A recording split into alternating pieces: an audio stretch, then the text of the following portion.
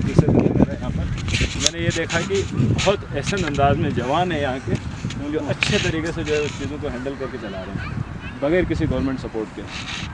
اس کی ڈاکٹر صاحب پہ اس کی ایک وجہ یہ بھی ہے کہ الحمدللہ یہاں کے جو علماء ہیں مرکزی اور اس کے ساتھ ساتھ امن کمیٹی ہے اور پھر لوگوں کا ذہن بھی اس طریقے سے بنا. ہم نے بڑی محنت کی ہے, کوشش یہ کی ہے کہ استور جو ہے نا کے اندر یہ چیزیں نہ آ جائیں, یہ بیماریاں ہیں جو اس زمانے میں 2023 میں ہم جی رہے ہیں.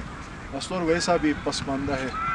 یہاں کا پہلا گورنر استور کا, وزیر اعلیٰ پہلا ہمارا استور کا, لیکن کام کرنے نہیں دیا جاتا ہے. کچھ کرنے سے پہلے جو ہے نا وہ قسم کے معاملات ہوتے ہیں اور استور بہت پیچھے ہے.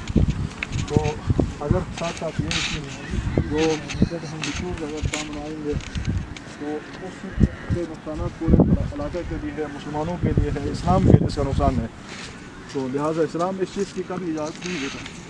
سارے ایک دوسرے کے بھائی ہیں مسلمان آپس میں, اور جتنا ہم یہاں پر یہ فکر ہو کبھی علاقے میں ترقی ہوگی, چار لوگوں کا رجحان ہوگا, لوگ آئیں گے نیچر کو دیکھنے کے لیے, قدرت کو دیکھنے کے لیے.